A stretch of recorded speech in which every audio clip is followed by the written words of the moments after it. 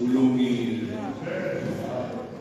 zange bekhona uThixo ngaphandle kwakho yonke into yenziwa nguwe yonke yaqalayo yaqaliswa nguwe baba wethu osithandayo osinakekelayo siyazithoba kuwe ekushoneni kwelanga Thixo wasemazulwini nasemhlabeni uyalawula zonke indawo ezulwini uyakhothanyela nathi emhlabeni siyakhothama kuwe uNkulunkulu ongahlulwa lutho uNkulunkulu owenza into ezingekho zibe khona uNkulunkulu owenza into ezingenzeki zenzeke bayeke isiqalo wena olinganisa amazulu ngemini wadonse watsala njengentente amagquma nezintaba kuyonela esandleni sakho awunaye umbonisi nomeluleki uThixo ozimele bayeke ngama elihle kunegolide nesiliva wena oguqula amawa abe ngamachiba amanzi insengeje yenziwe bayeke isiqalo bayeke siphele ebusuku siyakhothama kuwe siyakhahlela Thixo wamazulu ngaphandle kwakho asilutho uNkulunkulu wethu onamandla wonke siyasithoba kuwe siyacela ukuba uhlale nathi kule ndawo izwi lakho silivula nje siyathandaza ngegama leNkosi Yesu baba wethu oyingcwele hlangabeza izidingo zomphefumulo wethu ungena wethu kule ndawo ungafani ukuphuma kwethu uNkulunkulu wethu osithandayo osinakekelayo sicela ukuza iphimbo lakho sicela ukuza ukukhuluma kwakho sithinte uNkulunkulu wethu othandekayo siyehla thina bawona uphakamo engamele bonakala wena kuzwakala wena kule ndawo ngegama leNkosi Yesu Kristu amen angibulise uba mfundisi Stemani nomama ngibulise umfundisi uSafa uZizi nomama nalifundisa bakhona abanye ibulise leadership lapha ekhaya omama notata ulutsha lonke nosanda school igama leNkosi ngibulise egameni leNkosi Yesu amen haleluya amen yanibulisa ngegama leNkosi siyabonga kakhulu bangcwele iNkosi ngomusa esenzele wona ukuthi sizohlangana kule ndawo sichile ilizwi lakhe haleluya ngoba sibandla eliphuma ezweni sihlangulwe ngezwi na ufunda iBhayibheli incwadi yedumiso ethi uThixo walibona uluntu lusemathuneni emangcwabeni wathumela ilizwi wabaphilisa into ephilisa umuntu ilizwi likaThixo haleluya usindiso olungahambelani nale ncwadi alumncedi noba lungaba mnandi kuye haleluya kodwa sozancedakala ningi into ekhona emhlabeni ebizwa ngosindiso asindisiwe abantu emhlabeni kulamaxesha esifuna haleluya endisindiso enye ubona inabo uweek nokuthamba yabo ifana nethi lomntwana ithi yomntwana iqale yenziwe ibe original imcheese angakwazi ukuyibhunga igalelwa amanzi xa seyigalelwa amanzi ke ngokuyithamba akwazi ukuyisela ukuyisela isengotikeleyo amen but ke iyaphuzeka kodwa akulonithi so ke usindiso olukhona apha ngaphandle olubamba abantu abasha olusindiso olubenza abantu babe free ensindisweni babe free enyameni bengakhululwanga emoyeni haleluya ba izinto ziyenzeka uhamba konke kanye naye amen that's why uma ungacheka ama-advert amaningi ewenziwayo nama-poster amaningi awenziwayo kutargethwe umuntu omusha abantu abasha balesi sikhathi bafuna into emnandi nasemzimbeni haleluya That is why kulensuku zanamhlanje abantu abaseze enkonzweni bengamenywanga ngeposta enkonzweni yabo. Funa benzelwe iposta lapho kufanele bezokhonza khona. Xa engenziwanga abantu asibonanga. Hallelujah. Anzima amaxesha esikulo. Hallelujah. Sinzima isikhathi esihamba kuso. Sifuna ukuchecka ukuthi kanene usindisiwe na. Hallelujah. Aba boqala babengcono ngoba ama-challenges amaxesha akudala wafana wamanje. Abantu abasha bamanje babhekene nento ezibonwayo. Thina sasilwa nento esingabona efihliwe. Namhlanje ziyabonwa zonke. Xa ufuna ukuyibona noba yiphi uyayibona. Zonke zilapha efonini. Hallelujah. Zonke zilwa nengqondo yomuntu omusha. Zonke zimbumbulu ziyadubula zitsho apha engqondweni. Kude-ke ukukhonza kungabi lula. Hallelujah. Kufuneka-ke ube umuntu omusha okwaziyo ukuthatha ama-decision. Ube umuntu omusha okwaziyo ukuthatha izigqibo. Uthi xa kufika ama-challenges ube sewusithethe sakhe isigqibo. But xa ungasithathanga ama-challenges azakuthathela izigqibo. Hallelujah. I-challenges amaxesha zinezigqibo zazo. Xa ungenaso sakho ama-challenges akuthathela. Glory to Jesus. So ke kube sengathi usindiso lushintshile kanti usindiso liyafana. Kubantu bamanje nabantu bakudala usindiso luyintenye. Into ehlukile ama-challenges. Amen. Umuntu omusha usemzimbeni okhulayo. So kunama-challenges okukhulelwa umzimba.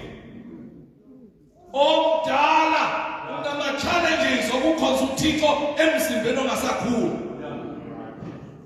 Hallelujah.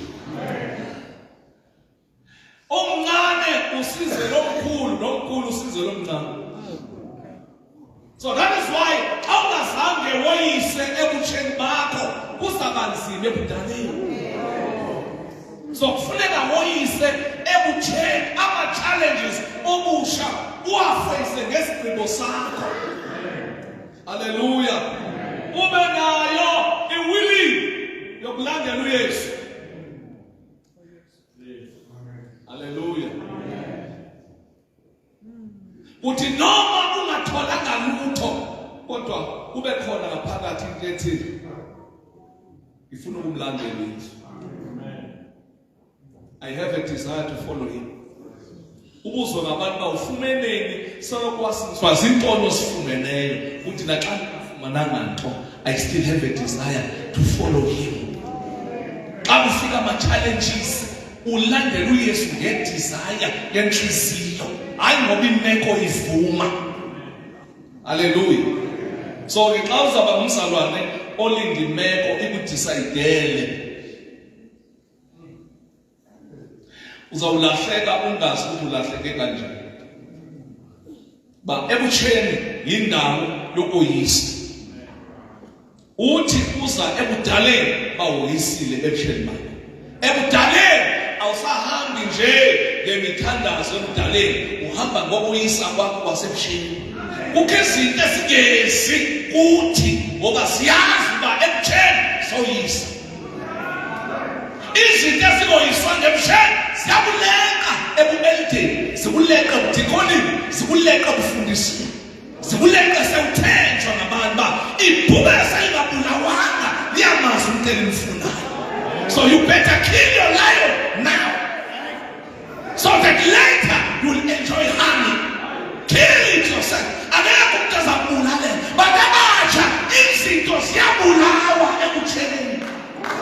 Ivangeli ekhulula umuntu ithi makabulale ebutsheni bakhe. Hallelujah. Kake ingxaki esinayo sinengxaki yokuthi kulamaxesha kubukeka sengathi abantu abakholwayo abasayifuni kahle iBhayibheli, bafuna into engaziwayo. Amen. Ubeba abantu abasha bathi hayi bantu abakhulu sinikeni into ezosiza singaphumi, sinikeni into. Ndisayifuna nangokuba iphi lento uthetha umuntu angayithathi xa eyibona uba nansi into singayinikwa basukuma ayithanda.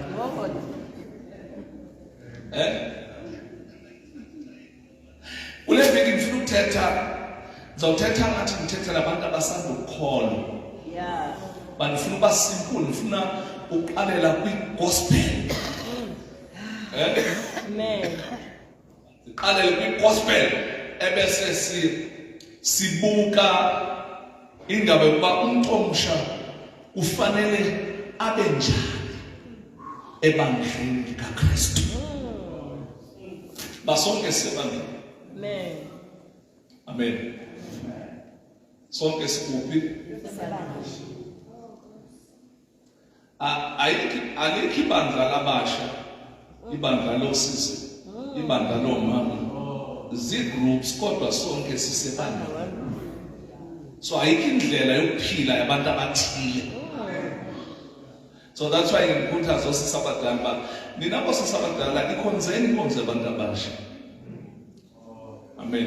Amen. But i-provision yasezulwini elethwa nguThixo ithi umsha. Ngoku isiXhosa singavumi ukuthi umsha, ba hayi isiXhosa andimuntu omtsha ndimdala kaloku. So isesiXhoseni. Ba xa umdala uzawukhonza, hayi kaloku uzawukhonza ezitombini. IsiXhosa sitakhupha nakhona ezitombini ba mhlawumbi ngesiXhosa usaqualify nakhona ezitombini ngesiXhosa. So masisiyekeni isiXhosa nento zayo sithatha iBhayibheli.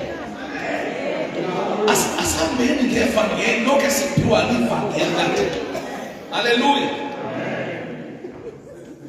Amen. Bathanda abantu khawuleza babaleke enkonzweni abantu abasha nabatshadileyo beno-3 months beshadile baphumile enkonzweni ye-youth abasekho abasabonakala abasatholakala sabagqibela ngala mini kuthiwa okhulumela i-youth samkhulumela wemka. Buyani omakoti nani bobhoti abancibuyelana enkonzweni yabantu abatsha. Inkonzo yabantu abatsha iqiniswa ngabantu abatsha laba sebephangela noma sewutshadile. Hamba uyokhonza inkonzo yabantu abasha uyenze ibe strong. Hamba uyotransfer nolwazi lempilo le-experience.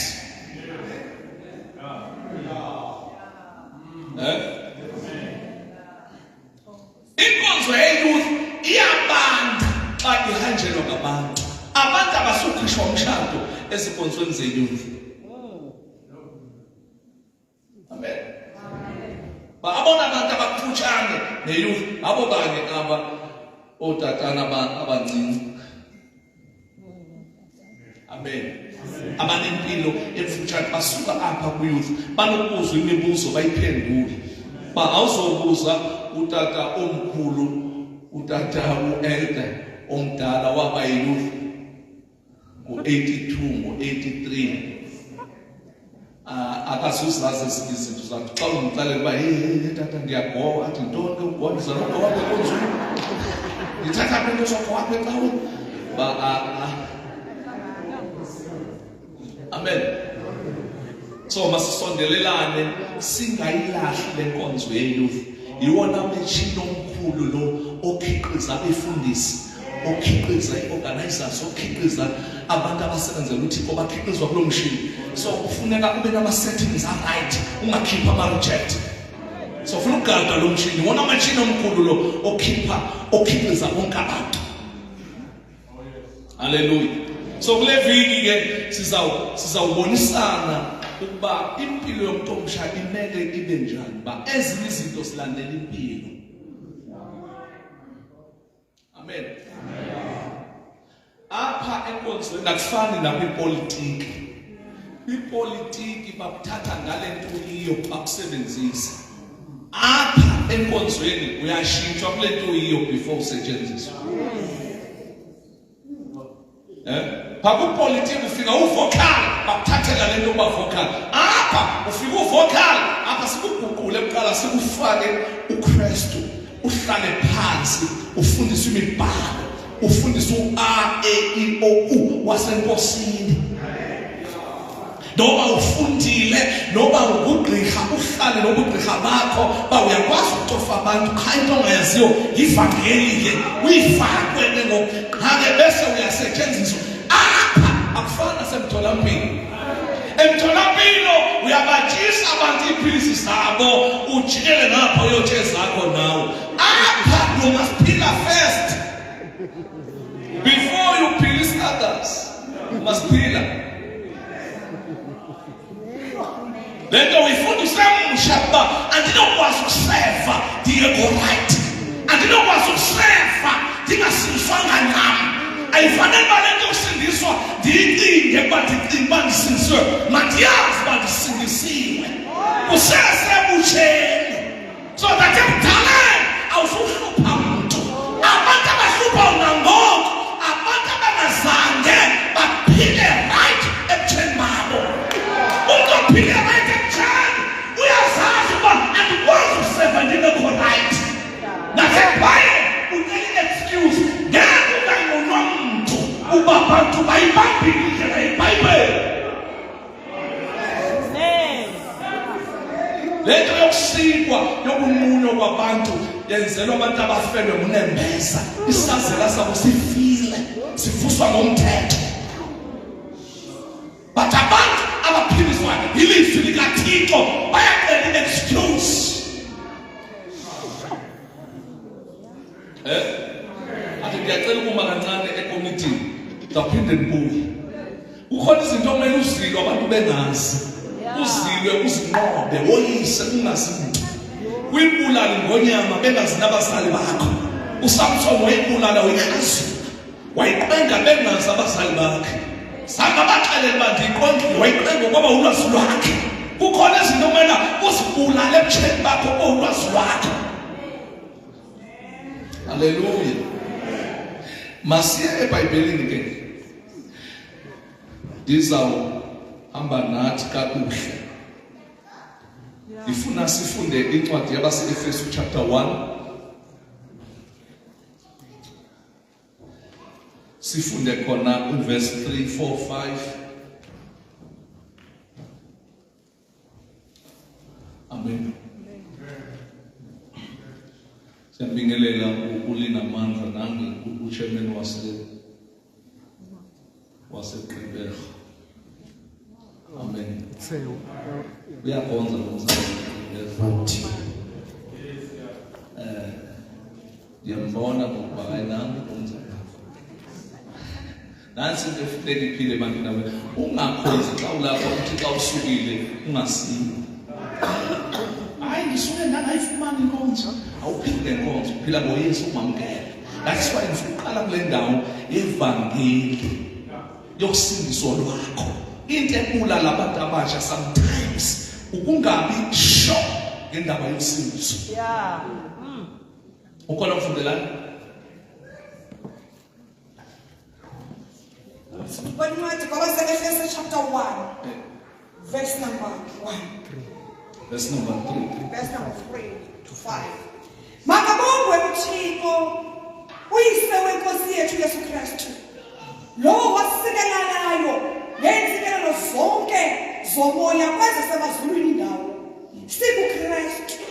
Njengoba wathi ngaphambi kokusekwa kwehlabathi, wasimisela kuye ukuba sibe ngcwele singabi nasiphatho phambi kwakhe othe ngokusithanda wasimisela ngenxa engaphambili ukuba senziwe onyana kuye ngokwakhe ngoYesu Kristu ngokwenkolelo yokuthanda kwakhe amen amen babizwi lakho liyaphila sincede ngalo ngoKristu Jesu Nkosi amen ngifuna uqala kule ndawo uzondifundele ke ungasaleki ke ufunda uhleli nje akunangxaki uverse 3 verse number 3 makabongwe uThixo uyise wenkosi yethu uYesu Kristu lowo wasisikelelayo ngezinhlelo zonke zomoya kwezasemazulwini indawo wasisikelela ngeensikelelo zonke zomoya sikuKristu. Yeyifuna leyo ndawo. Wasisikelela ngeensikelelo zonke zomoya sikubani? SikuKristu. Ba uPaul xa esentolongweni ebanjiwe ngapha ngaphandle izifundiso ziyahamba eziphambene nevangeli elishunyelwayo. Ubhala lencwadi uqinisa abazalwane ngosindiso. Uthi ke anisadingi nokukhalela insikelelo. Banina yazini ukuba nasikelelo. uThixo wadesigna a special blessing. Wayidesigna wayakha wayiseyibeka kuKristu. Ayikho emntwini, ayikho kwaprofeti, ayikho kubishop, ayikho kupastor, ikuKristu. That is why kuthiwa uma ubane kuKristu uba established. Ithi ngilosi kuMaria akho lutho olungenzeki kuye. Xa ungekho kuKristu secaweni sikhona into ezingenzeki, kodwa wadlula ecaweni ofika kuKristu ushintsha ubomi. kuKristu kudlula into ezindala, kuKristu kuvela into ezintsha, kuKristu is where ubusiswa khona. Hallelujah. Ezinsikelelo okuthethwa ngazo ezinye sosuzibone kwi-wallet, sosuzibone egarage, sosuzibone uba ndisikele uba ndiyaphangela ngoku. Usikelelwe ungekaphangeli, usikelelwe umzwakini ungekavuki, usikelelwe ungenabazali, usikelelwe ungenamali ephokothweni. Ngenxa yokwamkela uYesu ufumene into eyabekwa kuYesu. Abangena kuYesu babanjwa yethu. Naye insikelelo ekuYesu ikwenza ukuba noma ufike kuYesu kunama-cases.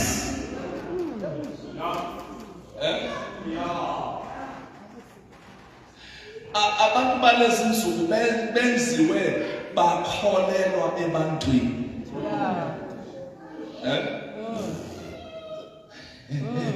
That is why uYesu wayenenqaba yama-gift, kodwa zange ibandla lakhele nawe yodwa ye-gift yakhe.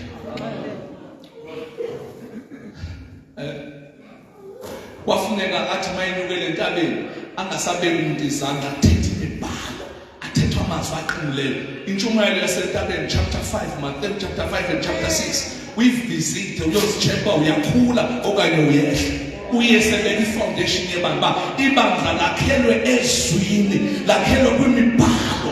Nabo abantu abanezipho bahlolwa ngemibhalo.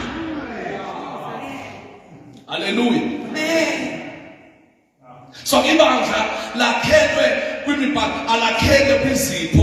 In nowadays sibona abantu abasha bajahe kakhulu kuma-gift because i-gift yakuveza. Because i-gift kuveza emhlabeni ayikuvezi kuThixo. Into ekuveza kuThixo ngama-fruit of the Spirit, not the gift of the Spirit. The gift of the Spirit is for i-operation emhlabeni. Abantu bama-gift bayaliwa phambi koThixo xa bengenawo ama-fruit of the Spirit. Ama-gift abayivuli igate yasezulwini. Ama-gift avula amathuba okushumayela emhlabeni, but ezulwini uvalelwe. Yiyo lento uPaul athi inyama yami ndiyayithuba, ndiyayihlupha kwenzela ukuba mna endishumayelayo ndingaliwa, ngoba ikhona into yokwaliwa sewushumayele. Uthi uYesu abaprofeti abafika kuye, ungacinga uba aba bantu bakwaba abantu nje zimbabambanga ezi. Wathi saprofeti ngegama lakho, umuntu sakhupha namadimoni ngegama lakho. Uyabona uba aba bantu akusifanga bona abantu abancinci, abantu ukuthi xa benisimvuselela ivalwe indawo, ilokishi ivalwe. Bakulaa revival kuyaprofethwa ukuhlomathile, but la bantu xa sebephumile beya kuKristu athi uKristu angenasi. Ndifuna ukulungisa leyo nto ke ngoku. Amen. Funa ulungisa leyo nto kuba bantu abasha ningaleqi ukuvela emhlabeni ningaveli esihlalweni. Uthi uYesu abafundi bakhe bethi Yesu apha emhlabeni siyahlonishwa uthi ntoni utheni kwenzakalani bathi amadimoni ayasithobela siyabakhupha. Uthi uYesu nambona uSathane ehla njengonyazi ngani khathalele uba amagama enu alotshiwe na encwadini yokuphila.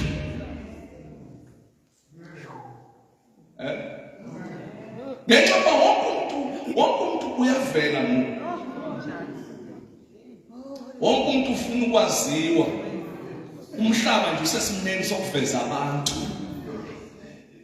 Ne-social media nayo inomsebenzi wayo ukubaqhubeka baveza. Kangangoba abaninzi bethu i-youth attending i-expose yi-social media ingekho matured evangelini nasensindisweni. Ngoku bathathwa imimoya.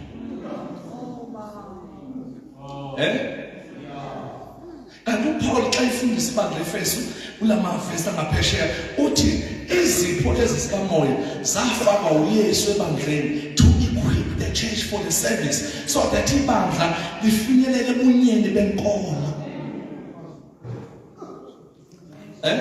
Asikwazi ukubaleka sigcwala umhlaba singekho nkolonye sizikolonkolo. Ebese ethi emva kwalokho lifinyelele budodeni kwi-majority and knowing Christ as a son of God. Uthi ke emva and ebese lithi the riches the standard of Christ. Liphile kuma standards bakhe ngoba abantu abaninzi abafuna ukuvela abakafumaneki kuma standards kaChrist. Basahamba ngama standards elizwe. Kanti bekuthiwe do not conform the standard of this world. Hallelujah. Kuthiwa so that bengazupheshulwa imimoya. Ihlungile into yalezi nsuku ukuba sibe nabantu abasha abavuthayo emoyeni kodwa abathathwa imimoya. Ba into yokuvutha ukwada ungavuthwanga. Yabo? Us-expose nakuma battles are unnecessary. Because xa uzwa amandla ufuna ukulayiza lo Sathane ba abambonile bamxela ba akeze ngapha ndiyamfuna. Amen. Ufuna ukulwa noSathane, uhlale noSathane, ube namaskasi unnecessary because asifuni ukuhamba ngendlela yeBhayibheli yokukhuliswa komuntu wangaphakathi. That is why in nowadays angeke usakwazi ukwenza abafundi. Abantu balezi nsuku abekho esimeni sokwenziwa abafundi. Xa kwenziwa abafundi ngoku abantu bathi siyacindezela. uYesu xa ekhanda abafundi akaqalanga wathi go yini uqale wabahlalisa phansi wathi you must learn to forgive your brothers. You must learn to love each other.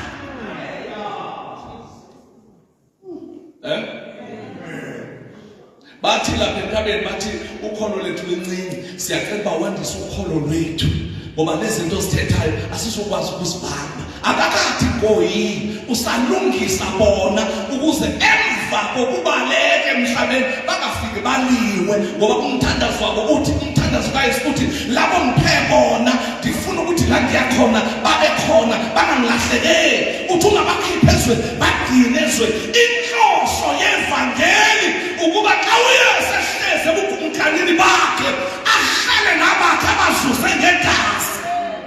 Asikho kwi-competition namagwirha. Asikompete namuntu emhlabeni. Sikwi-kingdom of heaven. Sisembusweni wasezulwini. Kune-standard esasethwa nguThixo ukuba abantu abasebandleni kaYesu bafuna baphile ngolu hlobo. uYesu ngokwakhe asikhethela bonke.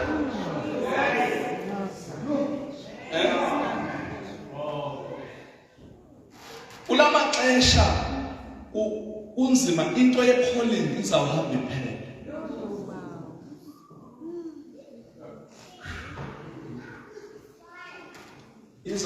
sihambe ePolini Nyamalanga. Ba abantu balesikhathi bakhuthazwa ukuba mabahambe bayoshumayela bengebona abafundi. Bezimembers zenkonzo. Yabo? Uhambe ulimale xa uyimember yenkonzo ungafuni ungena ube yidisciple. Udiscipleshwe ngokwemibhalo. Uleqe ukufuna ukusetshenziswa.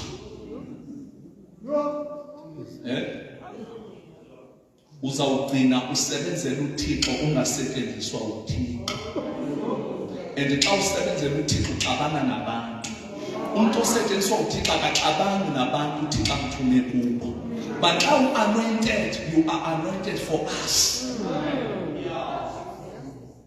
Our gift, that gift is for us. So awukwazi ukuxabana nathi uthunywe kithi.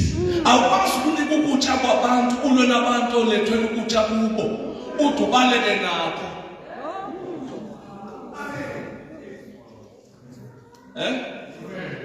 Uba umuntu omsha uThixo ukhona into akusebenzisa ngayo awufuni ukuhlala wenziwe umfundi uze ufunde ukuqhubeka enkonzweni. Awukwazi ukuphuma uyoba yibangamba ngaphandle ungakwazi nokukhutshwa ama-elder asenkonzweni, ungakwazi ukukhutshwa amadikoni, ingakazi ukuqhubekisa leadership yakho uyokhutshwa ngaphandle uyochallenge uSathane. Ungakhambi uchallenge apha endlini ke ukhutshwe nomfundisi wakho sibone uba ulandela umfundisi okanye ulandela uYesu, uveze idesire yokulandela uKristu. Ke uhlutshwe apha enkonzweni ungaholwa unganakwa uvalwe uThixo wakhe akuvule. Uzawulwelwa ngubani ngaphandle? Ubani ozama nawe ngaphandle ngoba nalapha ngaphakathi akabonakali uma noThixo emumela. That is why abantu balezinsuku bakhala ngokuvinjwa. Iyouth yamanje ikhala ngokuvinjelwa, ngokucindezelwa, ngokuvalelwa. Soze umvalele umuntu onoThixo.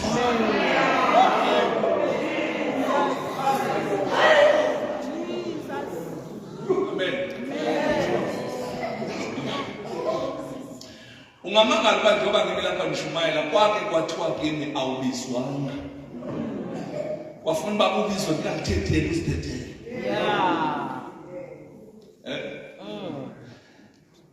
Ba awunakwazi ukuhamba uncike ebantwini.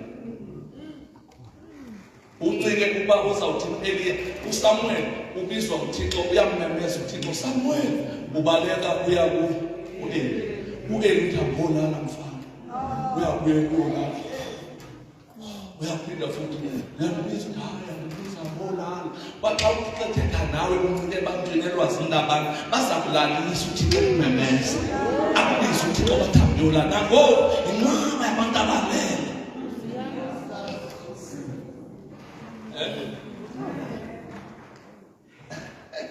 Nangexesha lethu uStilman babelaliswa abantu.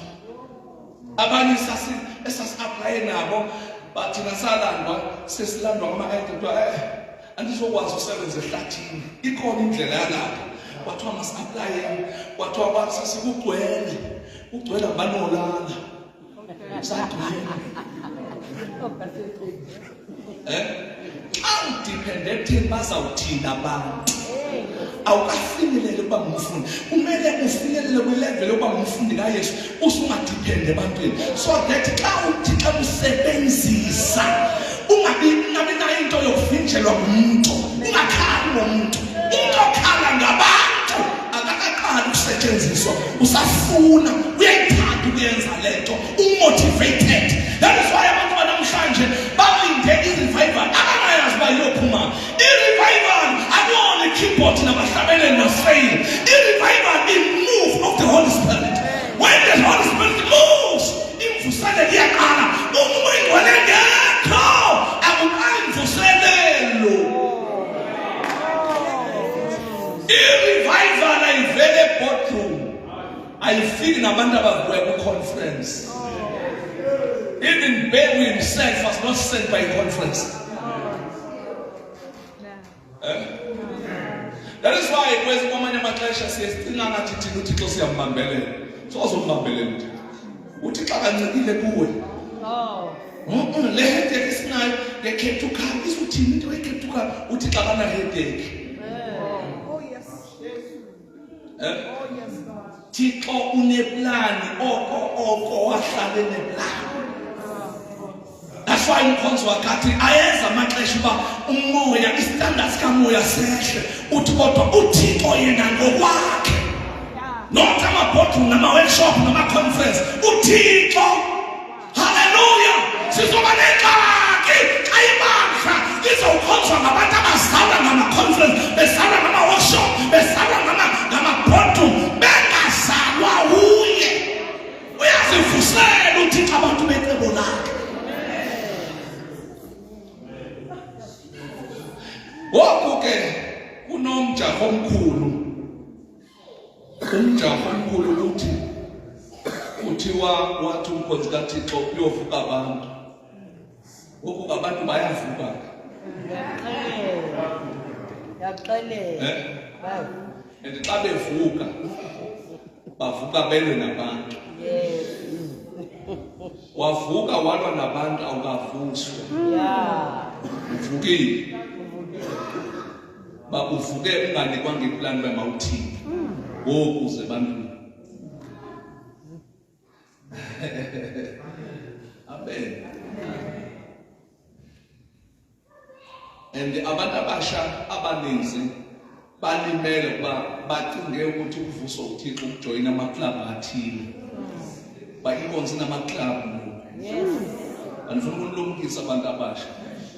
You must never ever join any club.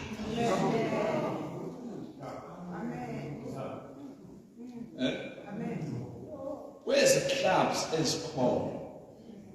You must never ever join any club. Ininzi ngekhona ehamba nabantu abasha abalimazi. Sikhonze mabandleni youth ngekho. Ibhizi somewhere. Sisathi siye-equip.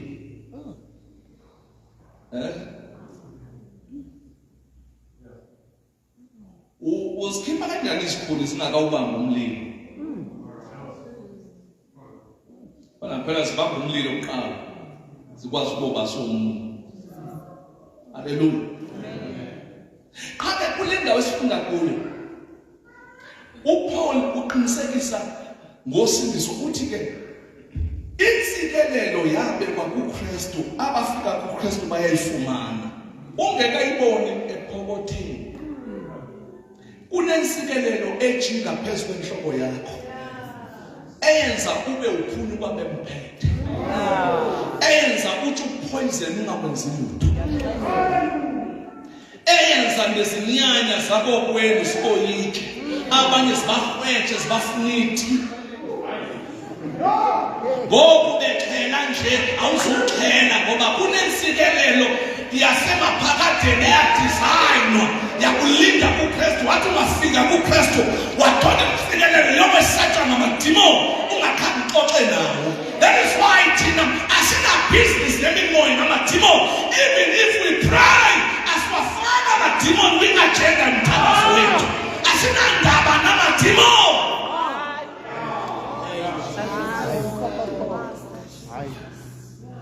Ba abantu abaninzi baphela beleqa amadimoni. Abanye kuze kube namaklabhu okuleqa amadimoni. Inhlambene iqala ngo-12 uyothi ngo-1 ungene ka-2 uyothi ngo-3 ungene kuthiwa masiwavimbe kude kuyokusa.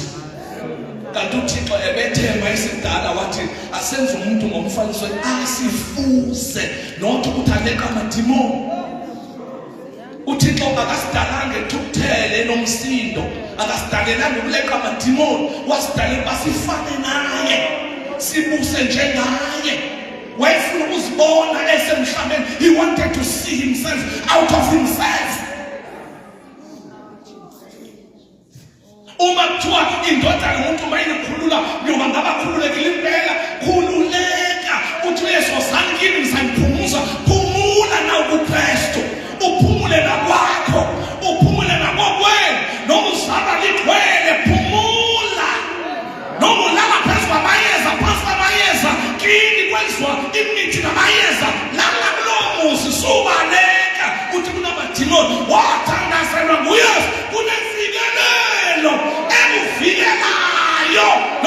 khona igwirha, kunensikelelo. Abantu abakuYesu ngenyani abangenwa nayo imimoya.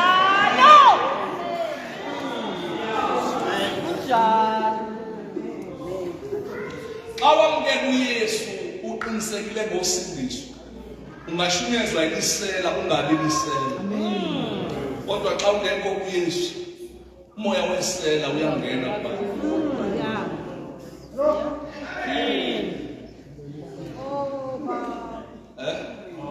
Kudala sishunyezwa ngabahrexezi nangokusibehlezi. Basathi xa sifika kuKristu safumana into isincinci. Ingenza siphunyuke sesivalele singangenwa nayo imimoya esuke ebantwini ba asizumane sileqa abantu hayi ningamvumeli lo aphakame umsebenzi amayeza asinandaba namayeza akho. Xa ungawavuma ungawahlambulubanga indaba yakho. Asizoba ngo-detective apha enkonzweni simane kuthiwa ningamvumeli lo uzasiphetha umoya wakhe, ningamvumeli lo.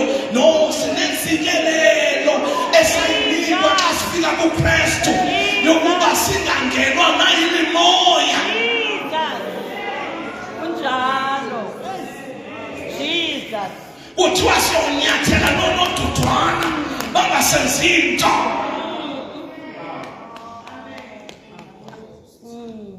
Kudala simelwa ngamasela abantu bentshontshipa kenkonzo basishumayela. Nangoku asiyeni asingenwa imimoya.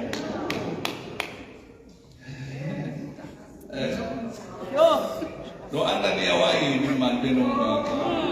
Umoya wabo wangasipredeka kwakubha bona. Ebantwini bakaThixo awunakwazi ukufaka umoya wakho. Awuthe wangena umoya womuntu ebantwini bakaThixo, letha thetha ngosindiso lwakho. That's why ngithi namhlanje qiniseka ngosindiso lwakho. Abantu abasha abaningi bashawa into yokungaqiniseki ngosindiso. That is why xa bethandaza qho bamukela uYesu emthandazweni. Xa ungakholelwa osindisweni ngendlela yeBhayibheli awubi convinced ngosindiso. Njalo xa uthandaza uyamamukela uYesu kanti sewamamukela. Uthandaza ngathi uyaqokota, uthandaze njenge-outsider. Amen. IBhayibheli xa ithetha ngokwamukela uYesu ithi ngenhliziyo uyakholwa ukuvuka kwakhe kwabafileyo. Uthi xa uvuma ngomlomo upheleliswe. Ukusindiswa akuyokuphakamisa isandla. Ukuphakamisa isandla ukuthi nami ndiyaliva ilizwi, ndiyalivuma. Ukusindiswa ukwamukela uYesu. Ukusindiswa ukuvuma uYesu. Ukusindiswa ukwamukela uYesu ngendlela yeBhayibheli. That is why abantu abakhulela ku-Sunday school abantu ngacinga uba abasindiswa noba zange babone bephakamisa isandla, kanti usindiso labo luze ngokwamukela iinyani zemibhalo. UThixo abangcingele ngesipho sikamoya oyingcwele ngoba imibhalo bayamkela. Eyona nto esindisa umuntu ukwamukela inyani yemibhalo. That is why uPetros ayishumayela kwaKorneliyo engekathethi ngomoya oyingcwele esathetha ngemibhalo. Bayamukela imibhalo. Umoya oyingcwele wehla kungekathethwa ngaye engqinela lento abayenzayo. And sometimes siyakhathaza ukuba kutheni sihamba nabantu ixesha elide bengagcwaliswa ngamandla kamoya. Indlela abamukela ngayo usindiso. Abanamukela usindiso ngendlela yeBhayibheli. Uma wamukela usindiso ngendlela yeBhayibheli funa uvume ukwehlulwa yizwi. You must be broken. Allow the word of God to break you. Likubulala. Likubulala xa uthe lakubulala ilizwi lakubreak. Ulahla nento ezingalahlwa. Xa lingakakubreak umane uzikhetha nale iyalahla isono le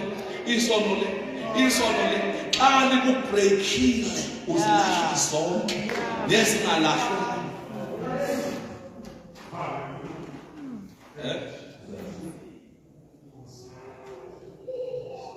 So that is why umoya oyingcwele uyalinda kufika ilizwi kuqala. Uthi uYesu uma amazwi wami ehlala kini ningithanda yofika ubaba ndicele another advocate provided amazwi into enza kube nomsalane umandla kamoya oyingcwele lilizwi eliboshelelwe enhliziyweni. Umoya oyingcwele uyakwazi ukusintroduce emntwini engenamfundisi. Xa lowo muntu ehamba ngokwelizwi ebamba imibhalo umuntu lafike azozazisa ashintshe amaphupha awaphuphayo ashintshe uphupha inkonzo uphupha uShumayela hayi ngoba uzoba umfundisi uyakwelkhama uyakusondeza uyazazisa uyaziveza akunika iconfidence yokunqina uvele ngokungqina ungabonwanga uphakamisa isandla balo Paul sakabone uphakamisa isandla kodwa wafela ngokungqina. Enye indoda ethi mayivele izongqina baqale babaleka abantu babuyiswe kuthiwa uyana uqokile ngoku bazange bambone uquka into eququla umuntu yimibhalo. Bantu abasha into esiza umuntu ukusindiswa ngokwezwi. Yonke into elithizwi irongo you must accept it. Yonke izwi elithi ayenziwa elithi ayithintwa ngokwenza njalo u-attract amandla kamoya oyingcwele uzazifikela umoya oyingcwele ungena experience yakhe uzakumemeza ungena experience yevoice yakhe akwenzisa izinto uxelele nabaziba xa wenza le umoya ke.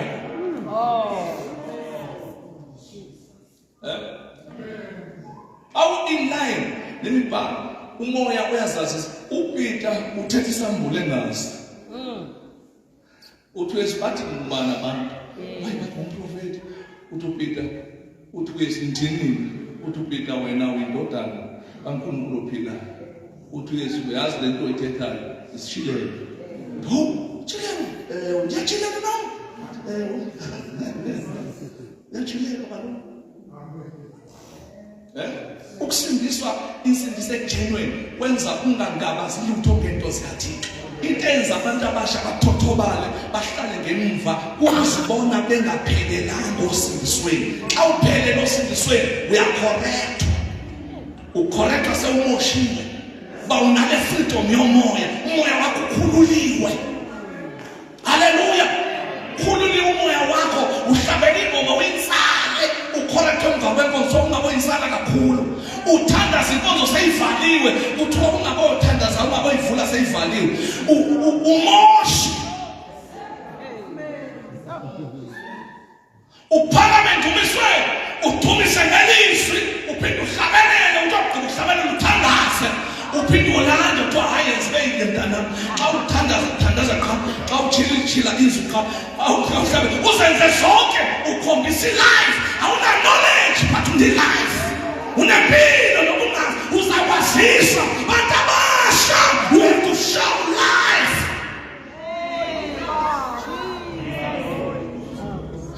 Uthi ke wasikhethela kuye. Funda ke verse 4. Glory to Jesus. Sekona ixesha nyana 15 minutes left. Makabongwe uThixo uyise wenkosi yethu Yesu Kristu lowo wasikelela nayo ngentsikelelo zonke zomoya wasisemazulwini indawo sikuKristu njengokuba wathi ngaphambi kokusekwa kwehlabathi wasinyulela kuye ukuba sibe ngcwele singabi nasiphawu phambi kwakhe. Umhlaba ungakasekelwa wasenyulela. Uma wamukela uYesu awufiki into enentsha uyabuyela. Amen. Lensikelelo ke ihamba iziyofika ekutheni ikuguqule entweni okuyizo ungabusabayizo.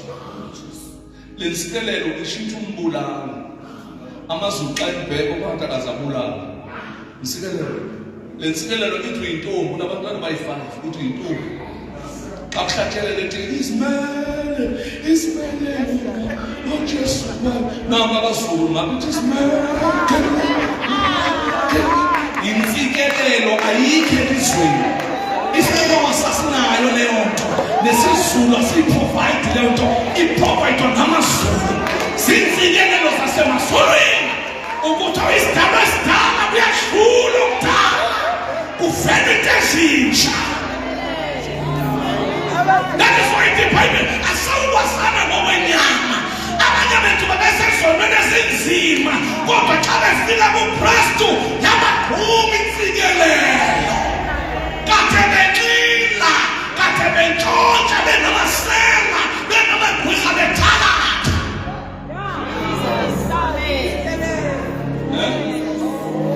Kade ungasindiswa ngosezweni ushintsha abafana kuthiwa kwamngena uyesu insikelelo ikugqume uthi abafana ngoku bethetha ngawo bethi ndiyamazi loya izulu lithi kanisamazi.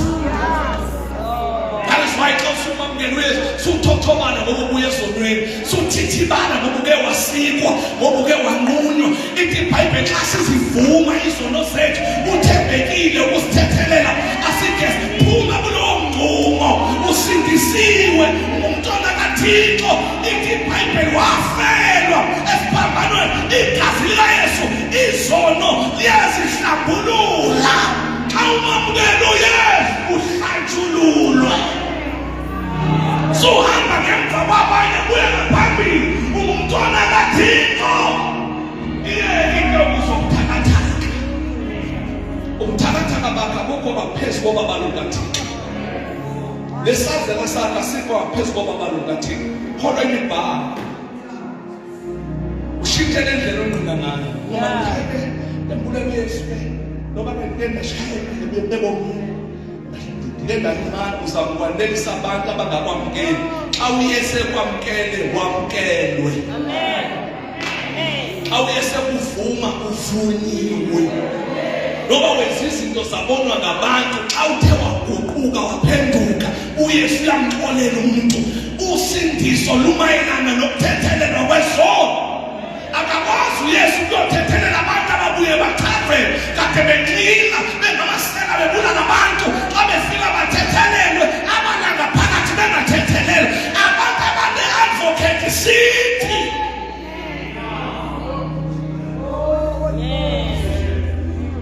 suhlale esonweni uzisizela.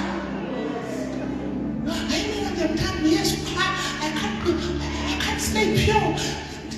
Ndineskeleton ndinento endohlulayo. Amavesi kaSathane amavesi akwaSathane agcindezela abantu athi wonke umuntu unento emehlulayo. Siyanqoba nokunqoba kuKristu uthi uPaul ndamandla okwenza konke uKristu omqinisayo. Ithi iBhayibheli you must be perfect because he is also perfect.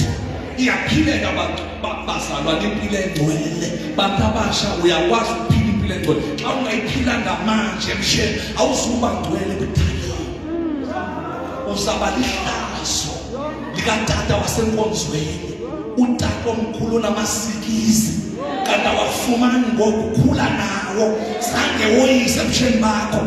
Qalisa kholelwa kusindiso lwakho. Xa ungakholelwa ungekho shongo usindiso lwakho yenze namhlanje lento bashongo usindiso lwakho. Uthi mina ngicela uthandazelo akho shongo usindiso lwakho ndiyoyika andisazi uYesu ungamngene noma kangumla. Ndifuna ukwenza isiqiniseko today ndifuna uthatha iqiniseko sami ndiphume ndizazi uba ndingumntwana kaThixo. Ndifuna ubahlolisa ndibe ngaphezu kwaso uba abantu kaThixo lungaphezu kwesazela. Kunini ubuya ngapha ngapha ungasazi uba uyaphi ungumntwana kaThixo.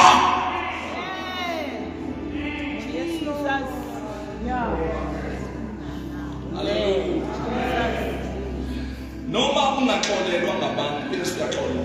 Amen. Sometimes abazalwana bakwazi ukumxolela umuntu xa yomnile phakathi kwabo. Noxa uYesu esemxolela. Abaninzi abantu abanimali enkosini bayafuna ukubuya bezini. Aboyiki uYesu boyika thina. Awuyesu uyabafuna thina sibafuna. Bathi ngasithi bangcolisa inkonzo yethu. Silibele ba la ayo paradise. I-workshop.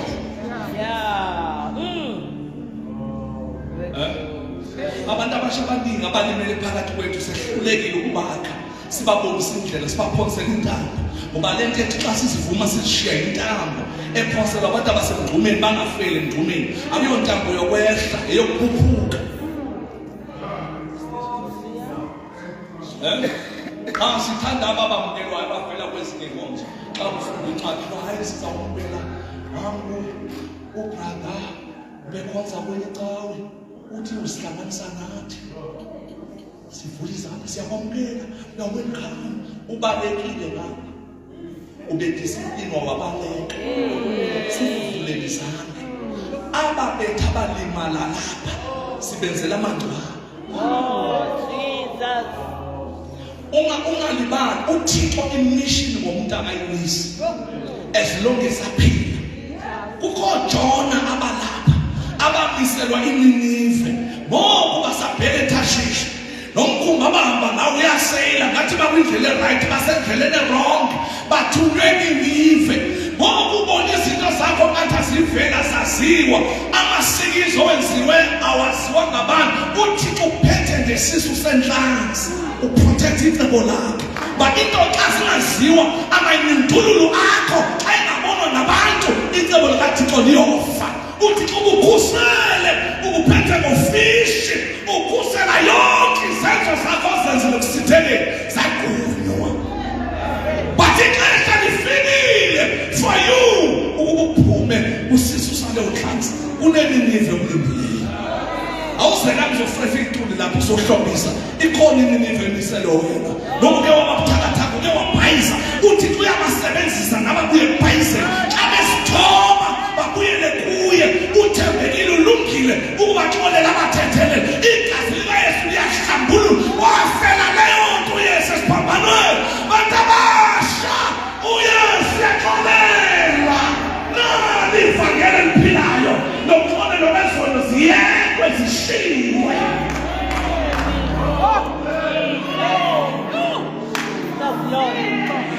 Soleka kuyovela esweni kuyovela ezitenteni. Soleka kuyovela kuma-convention ungakaqiniseki ngey'nyawo zakho zimiphi iy'nyawo zakho ukwamukele na uYesu noma kakamukelanga.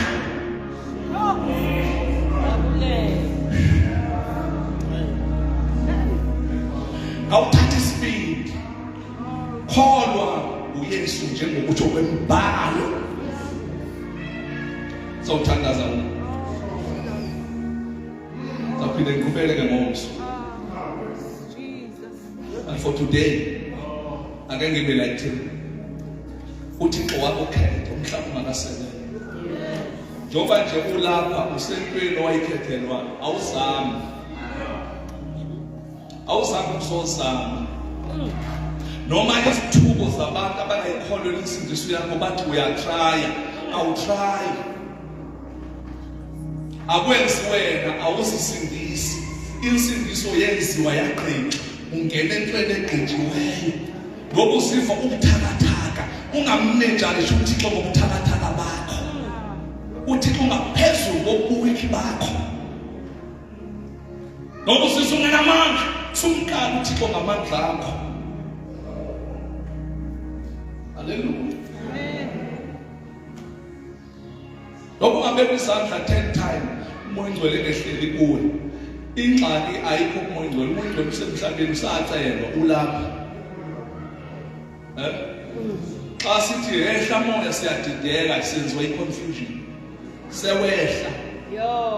Ha asinabudlelwane naye. Into ofuna mayilungiswe silungise indlela yosindiso lwethu. Se afika zokugokothela ulele. Asasisi. Oh Jesus. Mfundisi uManzana uthi ngexesha labo babelele ngesisu bengobrada belele ngesisu befunda iBhayibheli. Bethi ngiyakuthulula umoya wami phezulu yonke inyanga. Belele bengabekwa sanda belele ngesisu befunda iBhayibheli. Ngiyakuthulula umoya wami phezulu yonke inyanga behlelwa ngabandla kaMoya Ngcwele. uMoya Ngcwele akancane ukuhambele romini yakho wedwa. umoya ingcwele bakuhambela ngeqawe ngena ngalendumiso kungathethwa ngamoya ingcwele kukhonzwa because wena inhliziyo yakho uyibopheka imibhalo uyivumela imibhalo uyibreake kuthi kukhonzwa umoya ingcwele abona ukuthi nango ready anikeze uphawu aconfirme. Hallelujah.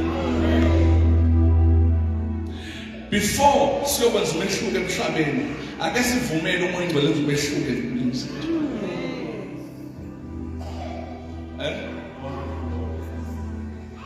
Asikwazi ukuyokhipha abantu emngxumeni nathi sihlala kuyo imingxumo. Sithembisa abantu ukukhanya nathi sisebumnyameni. Haleluya. Kholwa uThixo wakho, uYesu ngowakho. uYesu isipho esivela kuThixo wethu, uThixo lo ngowethu. Asimkasheli. Asizangocenga lapha kuYesu sinyenyiwe, si-invite ufike lapho kade uyakhona thatha amalungelo akho. Nangu Yesu, nangu usindiso, nansi inkululeko, nakho kuphila. Haleluya. Ngifuna ukuthandaza, cela simngeni yami. Ngifuna ukuthandaza umuntu omusha ukuthi ngifuna ukwenza isiqiniseko sokuba uYesu ngimamukele. Ewe ndiyazazi bangisindisile. Kodwa benginalo uvalo, but today ngifuna ukwenza isiqiniseko. Yesu ngifuna ukuthandaza nabantu abasha. Suka nje la ukhona uzoma lapha ngaphambili. Uthi ngifuna ukwenza isiqiniseko. Ndinovalo. Kodwa ngifuna ukwenza sure.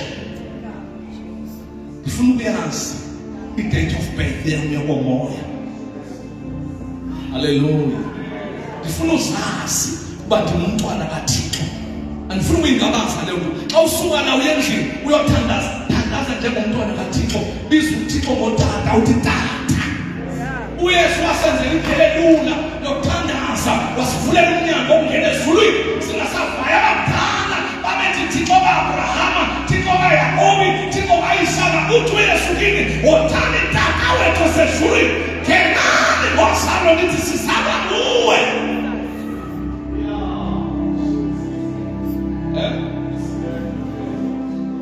You must claim ukuthi ubelonga kuye. Yamsalo umuntu ohlabela le ngoma athi Thixo ngingumntwana wakho, abesethi Thixo ngixolele. Bawo ngingumntwana wakho, bawo ngixolele. Uqala uyaclaim aqala i-identity yakhe. Okokuqala ngingumntwana wakho, ngicela uxolo because ngingumntwana wakho. Ungayilahli lento yokuba ngumntwana kaThixo. Isho njalo iBhayibheli, noma uyehluleka, noma usithi uphelelwa ngamandla, leyo nto ayizujika. Abamamukela uYesu baphila ngakuYesu. Abamamukela uYesu baphila ngakuThixo. IBhayibheli was adopted, wasifaka kwifamily. We belong kwifamily yakwaThixo. Xa ungayikholelwa lento unovalo. Ngizokwenza isiqiniseko namhlanje uba namhlanje ngiphuma na ndiyayazi uba ndisefemelini kaThixo, ndingumntwana kaThixo. Ngifuna kuphela uvalo oluthi xa ndithandaze ngathi ndingamaphinde ndimamukele uYesu. Ngifuna ukuzophinde ndithi ndiyamamukela. Ngifuna uku-embrace uthando lwakhe. Xa ndiyothandaza ngingene nendumiso. Xa uyothandaza ungacengi, ungaqali ngokucenga ubophe izandla. Ungene nendumiso uthi akekho njengawe, akekho ofana nawe, uphakeme ugcwele, because uthethe ilungelo lokuba wasekhaya, ungumntwana walapha. Hallelujah. Cela siphakamise izandla zethu. Cela nisho nalo mthandazo, nikusho apha emveni kwami, Thixo Nkosi uYesu, ndiza kuwe, ndiyalikholwa ilizwi lakho, ndiyalamukela, ndiyalivuma, ndingumntwana wakho. Ndiyabulela ukuthi ngoYesu ungisindisile, nezono zami zixolelwe, azikho kum, sithathiwe, ndingumntwana wakho. Nkosi uYesu, ngiphe isipho sikamoya ngegama likaYesu. Kususela namhlanje ingqondo yami nenhliziyo yami iyazi ukuthi ngingumntwana wakho. Andisabuyele emuva, ngilishiyile ilizwe. Kusukela namhla ndihamba nawe ngegama likaYesu waseNazaretha. Mfundisi wami xa uzothandaza. Hallelujah. Hallelujah. My Jesus. My Bawinwele Thixo wethu onamandla onke izwi lakho liphilile alibuyi lingawenzanga umsebenzi wakho yahlaba lahlule enkosi ngalomyalezo Thixo wethu onamandla onke special anointing sikamayinwele masebahlelela baba menga phambili Bombatisa ngamandla kamoya wenu. I believe, I declare, I decree in the name of Jesus. Ukuthi special anointing siyabehlela. It's down in the name of Jesus. I thank you. Kana madala bese, madala bese.